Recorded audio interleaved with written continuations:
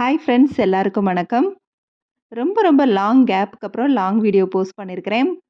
So கண்டிப்பாக இன்ட்ரெஸ்டிங்கான ஒரு விலாக் தான். சின்ன சின்ன விஷயங்கள் கண்டிப்பாக உங்களுக்கு யூஸ்ஃபுல்லாக இருக்கும். இந்த வீடியோ பார்க்குறதுக்கு முன்னாடி இந்த வீடியோ பார்த்துட்டு இருக்கவங்களுக்கும் என்னை இதுவரைக்கும் சப்போர்ட் பண்ணவங்களுக்கும் ரொம்ப நன்றி. இந்த வீடியோ பிடிச்சிருந்தா கண்டிப்பாக லைக் கொடுக்க மறந்துடாதீங்க. நீங்கள் கொடுக்குற ஒவ்வொரு லைக்கும் என்னை ரொம்பவே மோட்டிவேட் பண்ணுற மாதிரி இருக்கும். இந்த வீடியோவில் ஒரு 12 பேசிக் டிப்ஸை நான் சொல்லியிருக்கிறேன். கண்டிப்பாக நிறைய பேர் ஃபாலோ பண்ணுவீங்க.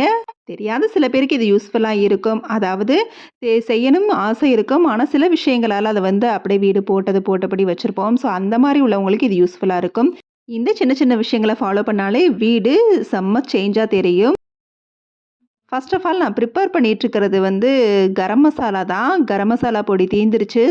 நாள் விட்டுட்டேன்னா அப்படியே கொஞ்சம் ஒரு சின்ன பாக்கெட் வாங்கினா கூட கடையில் அதையே யூஸ் பண்ண ஆரம்பிச்சிடும்னு உடனே ப்ரிப்பேர் பண்ணி வச்சுருவேன். எப்போவுமே ஸ்பைசஸ்லாம் சேர்த்து வதக்கிறப்ப கொஞ்சமாக நெய் விட்டு வறுத்து வச்சுருவேன். ஸோ ரொம்ப வாசமாக இருக்கும்.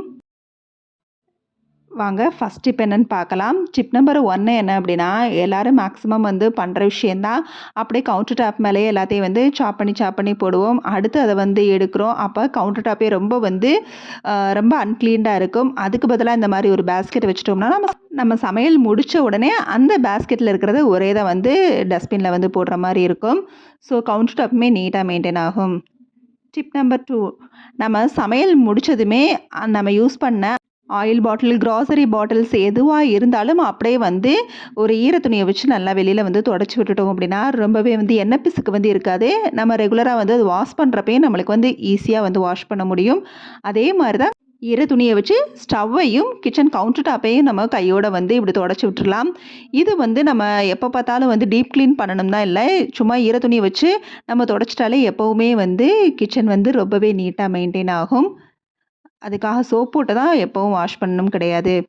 டிப் நம்பர் 3, எப்போவுமே நம்ம எடுத்த பொருளை எடுத்த இடத்துல வச்சிட்டாலே போதும். நல்லா நீட்டாக தான் மெயின்டைன் ஆகும். அதுவும் இந்த ஹேங் பண்ணுறதுக்காக நிறைய பொருளை இந்த மாதிரி வாங்கி வச்சிட்டோம் அப்படின்னா ஸ்டிக்கர்ஸ்லாம் நிறையா இருக்குது.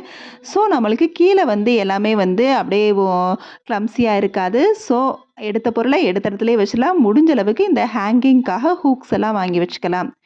டிப் நம்பர் 4, நம்ம யூஸ் பண்ண கிரைண்டர், மிக்சர் ஜார் எல்லாத்தையுமே எலக்ட்ரிக் ஐட்டங்கள் இது எலக்ட்ரிக் ஸ்டவ் இந்த மாதிரி எது இருந்தாலும் அதையும் கையோட லைட்டாக ஈர துணியை வச்சு தொடச்சி விட்டுட்டோம்னா எப்போவுமே அதுவுமே நீட்டாக மெயின்டைன் ஆகும்.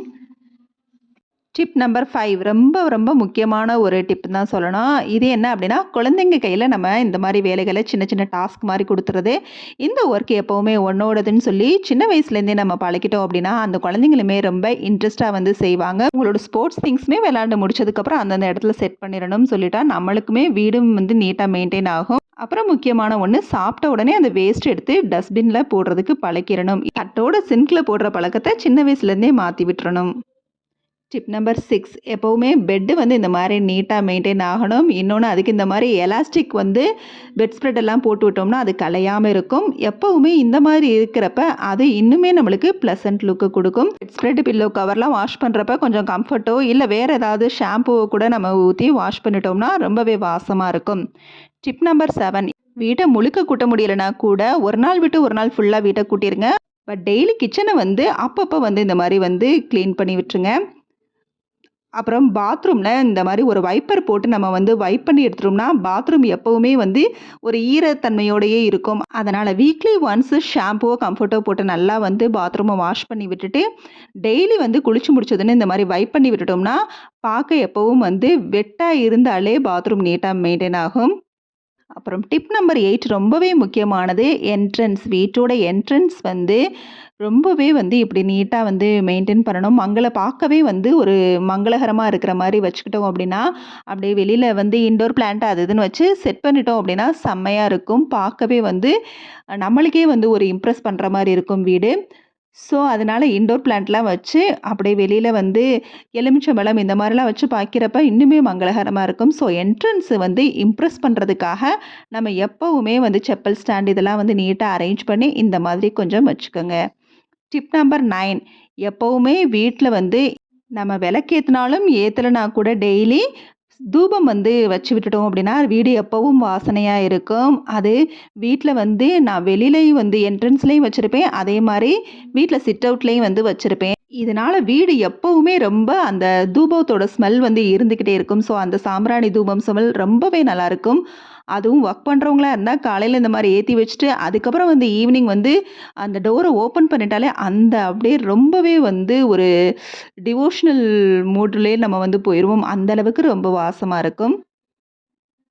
டிப் நம்பர் 10, துணி வந்து எப்பவுமே வந்து துவைக்கிறதும் சரி, நம்ம மடிச்சு வைக்கிறதும் சரி, கொஞ்சமா இருக்கிறப்பயே அத செஞ்சுட்டோம் அப்படின்னா, நம்மளுக்கு வந்து மடிச்சு வைக்கிறதுக்கும் சரி, நம்மளுக்கு துவைச்சு போடுறதுக்கும் கடுப்பா இருக்காது. அப்பப்ப வந்து கொஞ்சமா இருக்கிறப்பயே துவைக்க துணியையும் காலி பண்ணிடணும், மடிக்க துணியையும் அப்படி அப்படியே மடிச்சு வச்சிரணும். இந்த மாரி கம்பார்ட்மெண்ட் பாக்ஸ் வந்து நம்மளுக்கு வந்து சின்ன சின்ன துணிகள மடிச்சு வைக்கிறதுக்கு ரொம்பவே யூஸ்ஃபுல்லா இருக்கும். டிப் நம்பர் 11, கண்டிப்பா வந்து டெய்லி கார்பேஜ வந்து டிஸ்போஸ் பண்ணிரணும். ரொம்பவே இல்லன்னா ஸ்மெல் ஆகும். கிச்சன்ல அப்பப்ப வந்து வேஸ்ட்ட வந்து ஃபுல்லா வந்து காலி பண்ணிரணும். டிப் நம்பர் 12, நம்மளுக்கு ஒரு பாசிட்டிவ் வைப குடுக்கக்கூடியது பிளான்ட் கேரிங். இந்த மாரி இன்டோர் பிளான்ட் வைக்கிறது ரொம்ப ரொம்ப நம்மளுக்கு வந்து ஒரு பாசிட்டிவ் வைப குடுக்கும். கண்டிப்பா வந்து இன்டோர் பிளான்ட்ட வந்து அட்லீஸ்ட் ஒரு சின்ன மணி பிளான்ட்டையாவது வச்சு வச்சு நம்ம வந்து நம்மளோட வீட்ட வந்து ஒரு ப்ளசன்ட்டா ஒரு பாசிட்டிவ் வைபா மாத்திக்கலாம். கண்டிப்பா நான் குடுத்துருக்க டிப்பெல்லாம் வந்து உங்களுக்கு கொஞ்சமாவது யூஸ்ஃபுல்லா இருக்கும்னு நம்புறேன். இதெல்லாம் சின்ன சின்ன பேசிக் டிப்ஸ் தான். இதெல்லாம் நம்ம செஞ்சாலே நம்ம வீடு வந்து நல்லாவே மெயின்டெயின் ஆகும். ரொம்பவே வாசமாவும் இருக்கும். ரொம்ப ப்ளசன்ட்டாவும் இருக்கும். கண்டிப்பா வந்து இதெல்லாம் வந்து ஃபாலோ பண்ணி பாருங்க. அடுத்ததா மீஷோல நான் இந்த ப்ராடக்ட் வந்து போட்டுட்ருந்தேன். ஐப்ரோ ட்ரிம்மர் தான். இது வந்து எந்த மாதிரி இருக்கும் அப்படிங்கிறது வந்து எனக்கு தெரியல. நெறைய ரிவ்யூஸ் பார்த்து, ரேட்டிங்ஸ்லாம் பார்த்து தான் இந்த ப்ராடக்ட் வந்து வாங்குனேன். உண்மையிலே இத வாங்குனதுமே நான் வந்து ஒரு 3 டேஸ்க்கு அப்புறம் வந்து நான் அத வந்து ஒர்க் பண்ணி பார்த்தேன். நல்லா இருக்குதான்னு. உண்மையிலே ரொம்ப ரொம்ப சூப்பரா இருந்துச்சு.